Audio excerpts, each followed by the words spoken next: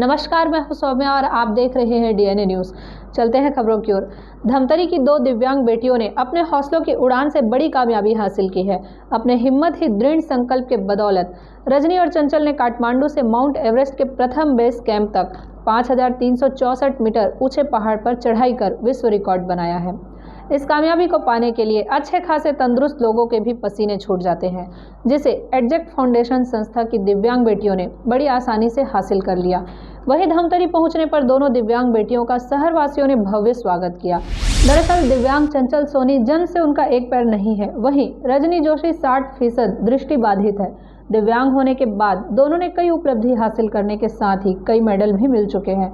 गौरतलब है कि एक पैर होने के बाद भी चंचल सोनी बड़े आसानी के साथ पेड़ में चढ़ जाती है। इसके साथ ही कई मंचों पर एक पैर से ही करीब 20 मिनट तक नृत्य भी करती है। तो दृष्टिबाधित रजनी पैरालंपिक गेमों में कई मेडल प्राप्त कर चुकी है। वहीं अब दोनों बेटियों ने एक और रिकॉर्ड अपने नाम किया है। दोनों बेटियों ने 24 अप्रैल को काठमांडू में दिव्यांगों के हुनर को आगे लाने के लिए आयोजित पर्वतारोहण में हिस्सा लेकर माउंट एवरेस्ट के प्रथम बेस कैंप तक 5364 मीटर ऊंचे पहाड़ पर चढ़ाई की है।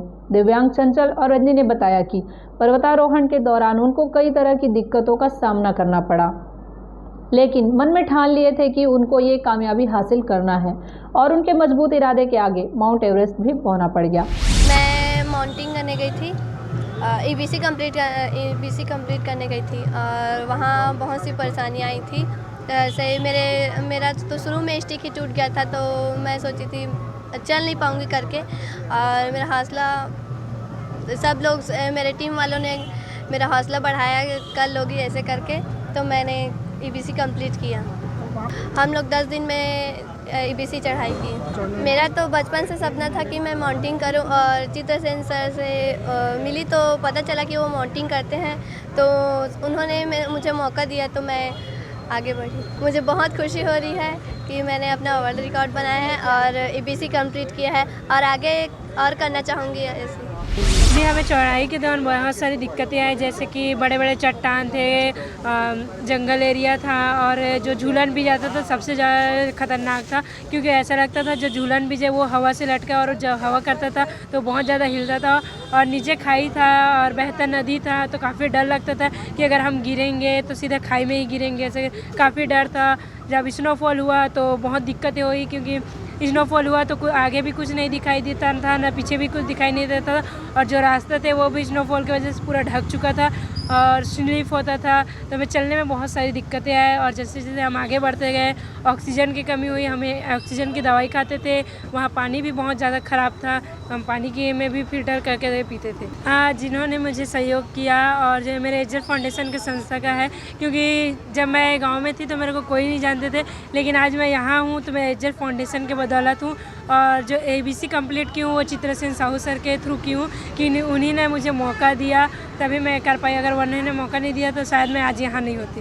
बहरहाल जिले की दोनों दिव्यांग बेटियों की इस कामयाबी से जिलेवासी अपने आप में गर्व महसूस कर रहे हैं, साथ ही उनके हौसले की हर कोई तारीफ करते नहीं थक रहे हैं। यह हम सब के लिए, हमारे धमतरी शहर, धमतरी जिले के लिए, पूरे छत्तीसगढ़ के लिए बहुत ही गौरव की बात है। आज का दिन धमतरी के लिए ऐतिहासिक दिन है, जब हमारी ये दो दिव्यांग बच्चियां, जो कि इतना मतलब कठिन से कठिन रास्ता और जो एवरेस्ट पर्वत की चढ़ाई जो इन्होंने की है, काबिले तारीफ़ है। इसके लिए हमारे पास शब्द नहीं है कि किन शब्दों में उनका हम तारीफ़ करें। और जैसा कि जानकारी मिली, इन्होंने विश्व रिकॉर्ड बनाया है, ये भी हम सब के लिए बहुत बड़ी उपलब्धि है।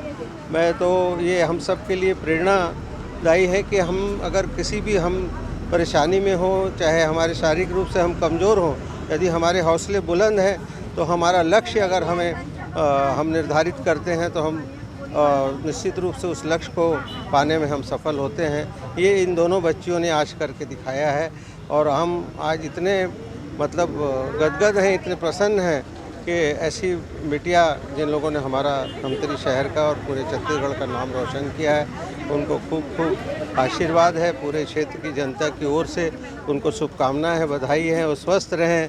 और जिस प्रकार से उन्होंने आपके सामने अपने जो यात्रा थी, कठिन यात्रा थी, उसके बारे में बताया कि स्नोफॉल भी हो रहा था, ऑक्सीजन की भी कमी थी, फिर भी इस दुर्लभ क्षणों में भी उन्होंने उनको ईश्वरीय शक्ति मिली होगी और उनकी दृढ़ इच्छा शक्ति की वजह से उन्होंने ये ऊंचाई इतनी ऊंचाई उन्होंने पाई है और ये उनका सफ़र बड़ा सफलतम रहा है। और आने वाले समय में हम चाहते हैं कि ये विश्व रिकॉर्ड बना है जो लगभग 5364 लगभग की ऊंचाई इन्होंने करी है। इससे और भी ज़्यादा ऊंचाई तक ये आगे जाए, यही हमारे शुभकामना है। यही मैं अपनी ओर से, परिवार की ओर से, क्षेत्र की जनता की ओर से उनको आशीर्वाद देता हूं।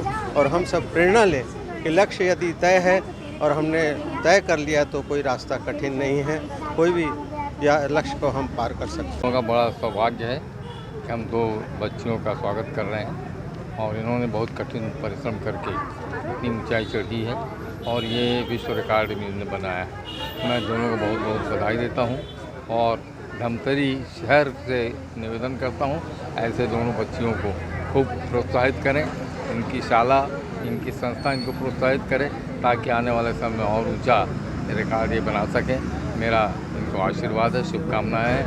भगवान इनको स्वस्थ रखे, लंबी उम्र दे और तंदुरुस्त रखे और ये नई आयाम को स्थापित। तो ये था शहर में घटने वाली खबरों का लेखा जोखा। हम लेकर आते रहेंगे अलहदा तरीके से हर उस घटना को और एनालिसिस करते रहेंगे खबरों की। आप बने रहिए हमारे साथ डीएनए न्यूज़ पर। विदा लेने से पहले हम इतना ही कहेंगे, आप सभी के सहयोग, समर्थन और सलाह से डीएनए धमतरी का सबसे विश्वसनीय और लोकप्रिय चैनल बन चुका है।